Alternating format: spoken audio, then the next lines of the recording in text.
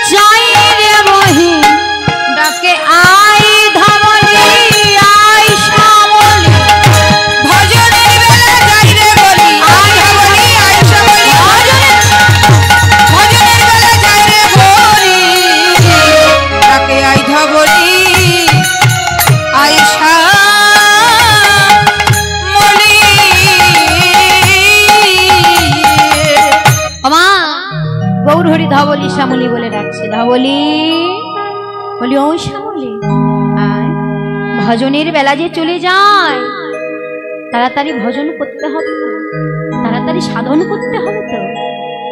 শুধু ধবলি শ্যামলিকে ডেকে বলেনি বাবা, আমাদের মতো পাপি তাপি জীবকে ডেকেও বলছে, ওগো ভজনের বেলা যে চলে যায়, ভজন কখন করবে? সময় যে চলে যায়, সময় তো কারো জন্য থেমে থাকে না। সময়ও চলিয়া যায় নদীর স্রোতেরও বাই, সোনার ঘড়িতে বলে টিক টিক টিক। সময় চলে যায়, ভজন করবে কবে, সাধন করবে কবে? কি বাবা, সময় যাচ্ছে না আমাদের? হ্যাঁ, কবে হবে গো ভজন সাধন? হ্যাঁ, সময় চলে গেলে কি হবে? ভজনের সময় কখন জানে? শিশুকাল। ভজনের সময় হচ্ছে শিশুকাল। আমরা কি করলাম? শিশুকালে গেল মোর ধুলাতে খেলিতে, এলো যৌবন কাল রঙ্গ রসে কেটে গেল, বৃদ্ধকাল গেল মোর ভাবিতে চিন্তিতে চিন্তিতে। ভজন করবো কবে, সাধন করবে কবে, কখন করব? সময় চলে যায়। সময় তো কারোর জন্য থেমে থাকে না বাবা, কিন্তু সময় অনুসারে আমাদের চলতে হবে। বললেন সময়ও করিয়া পট্টি ধরিয়া, যেবার চলে দ্রুত গতি সে যেন চলে যায় আপন বাসে।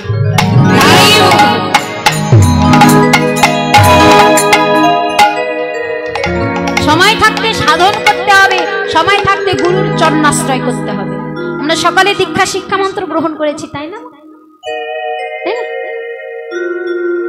কে কে করেনি? হাত তুলে দেখান দেখি। দীক্ষা শিক্ষা মন্ত্র গ্রহণ করেনি? সবাই নিয়েছে। গুরুর চরণকে আশ্রয় করেনি? আমার কথাগুলো বোঝেননি? আচ্ছা যাই হোক, সবাই আমরা কণ্ঠে তুলসীর মালা পরিধান করেছি। হ্যাঁ, তুলসীর মালা পরেছি। অনেকে বলে মা আমার তুলসীর মালা পরলে লজ্জা হয়, লজ্জা হয়। আচ্ছা বাবা বলুন তো, তুলসীর মালা পরলে আমাদের লজ্জা হয়, কিন্তু আমাদের স্বামীরা যদি একটা সোনার চেন এনে দিয়ে বলে হ্যাঁ গো এই সোনার চেনটা সব সময় পরে থাকবে, তোমাকে দিব্যি মানাচ্ছে, কি করি? স্বামীর কথা লঙ্ঘন করি না, তাই না? কেননা আমাদের স্বামী আমার জন্য একটা শখ করে জিনিস নিয়ে এসেছে, সেটা যদি না পড়ি তাহলে তো স্বামী রাগ করবে, তাই? স্বামীর মান রাখার জন্য স্বামীর আমরা কথা শুনি, কিন্তু জগৎ স্বামী যেই মালাটি দিলেন, হ্যাঁ, সেই মালাটি পরতে আমাদের লজ্জা হয় কেন বাবা? আজকাল যুগে সোনার দাম কত জানেন? অনেক, 1,10,000 টাকা মনে হয় হয়েছে। 1 লক্ষ, তাই না? আপনাদের দিকে 1 লক্ষ, আমাদের ওইদিকে 1,15,000 উঠে গেছে।